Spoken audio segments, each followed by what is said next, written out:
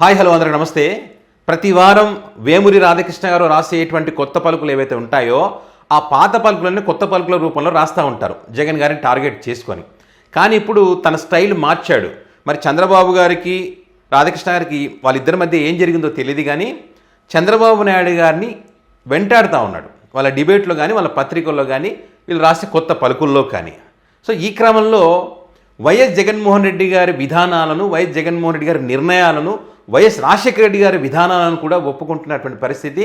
YS Jagan గారికి మంచి రోజులు వచ్చాయనేటువంటి విషయాన్ని కూడా మరి తన కొత్త పలుకుల ద్వారా చెప్పేటువంటి ప్రయత్నం చేశారు. మరి ఈయన రాసినటువంటి ఆ కొత్త పలుకుల్లో కొన్ని ముఖ్యమైనటువంటి విషయాలు మీకు ఈ వీడియోలో చెప్పేటువంటి ప్రయత్నం చేస్తాను. ఇక్కడ 2 తెలుగు రాష్ట్రాలకు సంబంధించి ఆయన ప్రస్తావించడం జరిగింది. మింగ మెతుకులేదు మీసాలకి సంపంగి నూనె అన్నట్టుగా 2 తెలుగు రాష్ట్రాల పరిస్థితి ఉంది. ఆర్థిక పరిస్థితే సరిగా లేదు.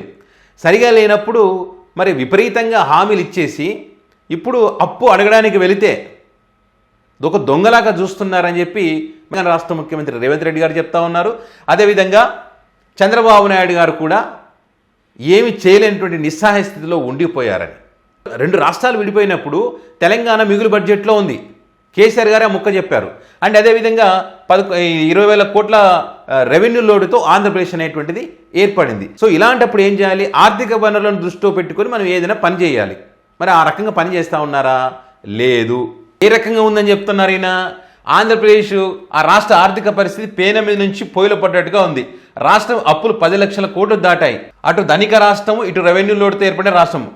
ఈ 2 రాష్ట్రాలు కూడా కుదేలవడానికి కారణం ఎవరు? రాజకీయ పార్టీలు బాధ్యతలను విస్మరించి అధికారం కోసం పోటీ పడుతూ అపర దాన కరుణలా వలె ప్రజల దానాన్ని పప్పు బెల్లలా పంచిపెట్టడానికి పోటీ పడడంతో 2 రాష్ట్రాలు అప్పుల ఊబిలో కూరుకుపోతున్నాయి.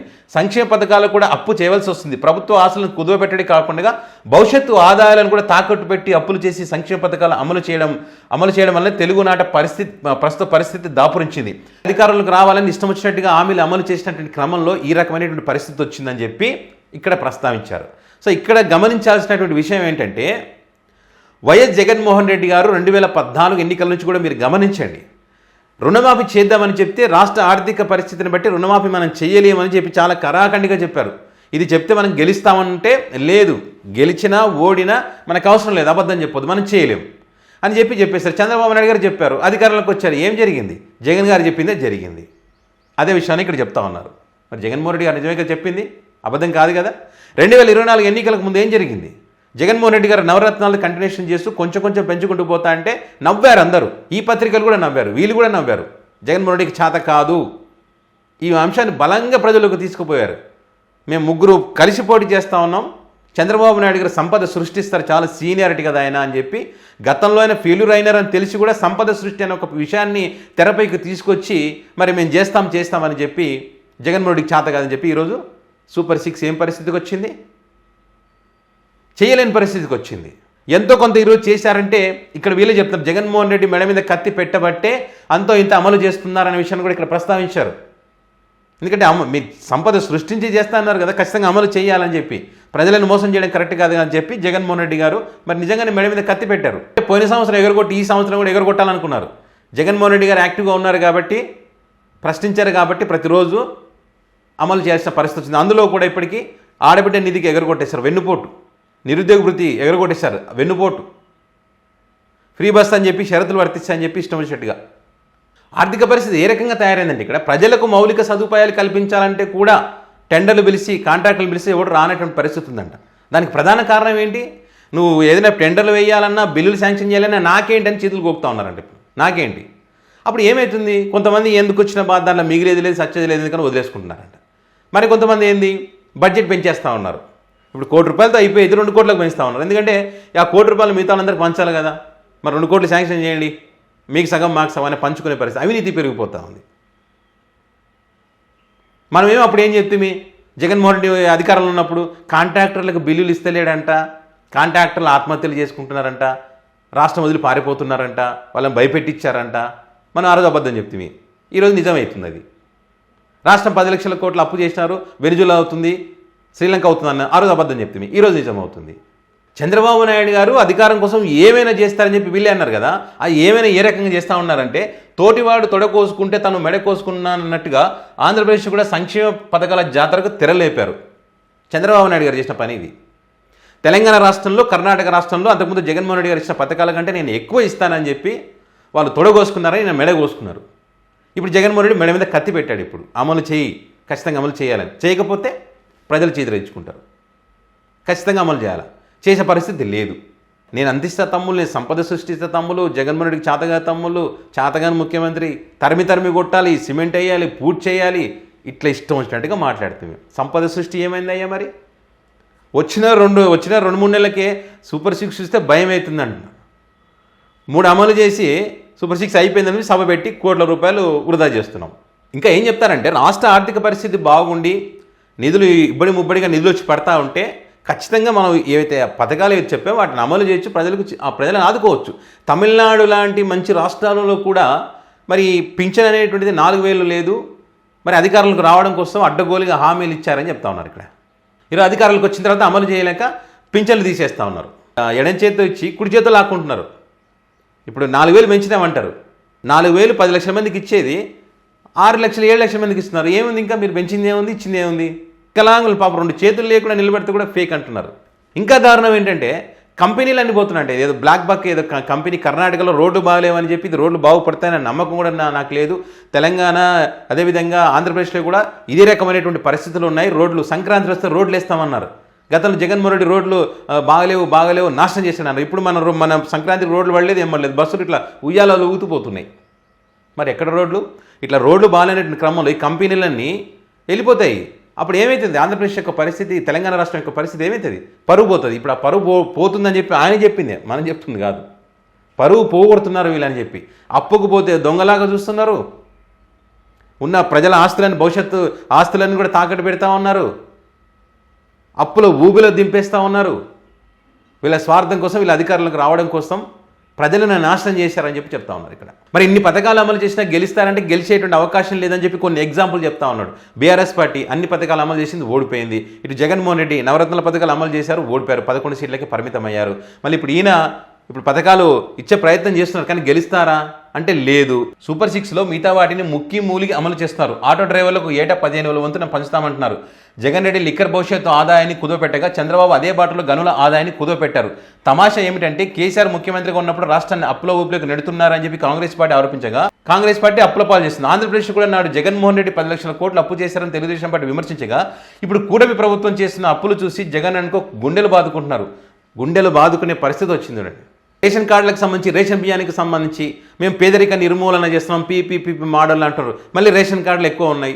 మరి రేషన్ బియ్యమే తింటున్న పరిస్థితి. రేషన్ బియ్యమే తీసుకుంటున్నారంటే దాని అర్థం ఏంటి? పేదరికం ఇంకా పోలేదు అని చెప్పి. ఇప్పుడు ఎన్టీఆర్ గారు 1983లో వచ్చినప్పుడు 2 రూపాయలకే కిలో బియ్యం అన్నప్పుడు అదొక విప్లవం. ముఖ్యమైనటువంటి ఏంటివి? ఆ ముఖ్యమైనటువంటివి ఎంత అద్భుతంగా వైఎస్ రాజశేఖర రెడ్డి గారు అమలు చేశారు. ఈ విషయంలో ఆయన ఒప్పుకొని తీరాల్సిందని చెప్పి విషయాన్ని కూడా ఇక్కడ ప్రస్తావించడం జరిగింది. 2009లో జరిగినటువంటి ఒక కీలకమైనటువంటి ఒక ఇంట్రెస్టింగ్ పాయింట్ ఇక్కడ చెప్పారు. సంక్షేమ పథకాల ప్రకటనలో దివంగత ముఖ్యమంత్రి రాజశేఖర రెడ్డి కొంత బాధ్యతగా వ్యవహరించారు. రైతులకు ఉచిత విద్యుత్ ఖచ్చితంగా రైతులకు చేయాలి.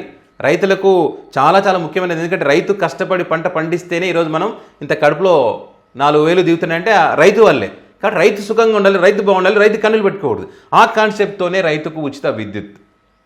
ఫీజుల చెల్లింపులు, పేదవాడు స్కూల్కి వెళ్ళాలి, పేదవాడు కాలేజీకి వెళ్ళాలి, ఉన్నతమైనటువంటి చదువులు చదవాలి, తద్వారా రాష్ట్రానికి మంచి పేరు తీసుకురావాలి, తద్వారా దేశానికి కూడా మంచి పేరు వస్తుంది అని చెప్పి ఒక మంచి కాన్సెప్ట్తో పేదవాడికి విద్యను దూరం చేయకూడదనే ఉద్దేశంతో ఈ ఫీజు చెల్లింపులు, ఫీజు రియంబర్స్మెంట్ అనేటువంటి పథకాన్ని కూడా రాజశేఖర రెడ్డి గారు తీసుకొచ్చారు. అండ్ అదేవిధంగా ఆరోగ్యశ్రీ వంటి పథకాలు. ఆరోగ్యశ్రీ అంటే పేదవాడి ప్రాణాలు కాపాడేది.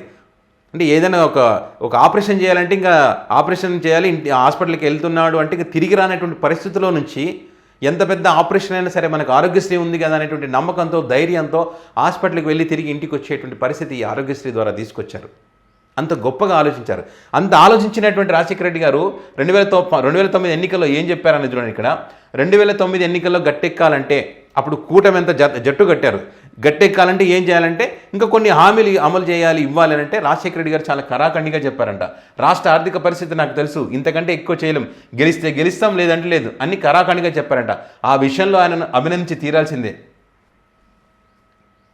కరాఖండిగానే ఉంటారు వాళ్ళు. ఇప్పుడు జగన్ గారు కూడా అదే కదా, 2014లో అదే రకంగా ఉన్నారు, 2024లో అదే రకంగా ఉన్నారు, కరాఖండిగానే ఉన్నారు. కరాఖండిగా ఉండనిది ఎవరు?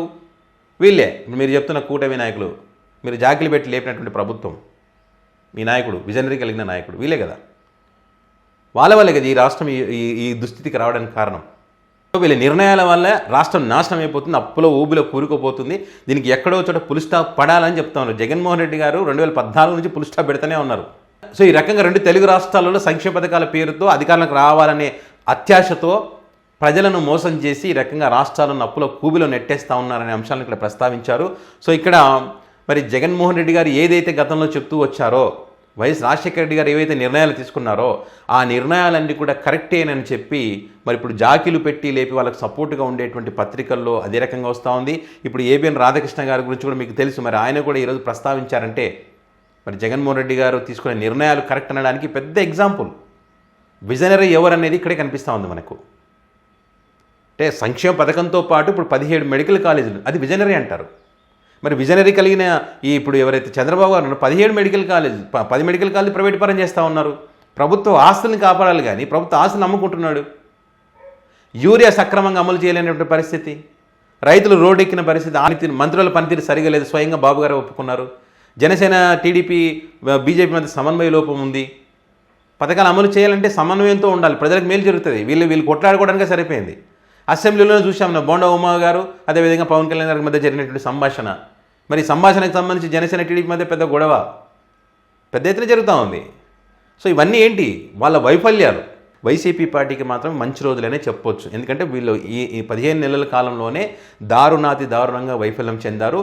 వైసీపీ అధికారంలో ఉన్నప్పుడు 5 సంవత్సరాల కాలంలో చేసినటువంటి అప్పు ఈ 15 నెలల కాలంలో వీళ్ళు అందులో 60% చేశారు, 60% అప్పు చేశారు. ఒక సంవత్సరం పథకాలు ఎగురగొట్టారు, ఒక సంవత్సరం జగన్మోహన్ రెడ్డి గారు మెడ మీద కత్తి పెడితే అంతో కొంత అమలు చేసిన పరిస్థితి. మిగతా రోజుల్లో అమలు చేయాలంటే ఆర్థిక భారం మీద పడేటువంటి పరిస్థితి ఉంటుంది. సో దీన్ని బట్టి ఏంటంటే అమలు చేయడం కష్టం, మళ్ళీ గెలవడం అనేది కష్టం.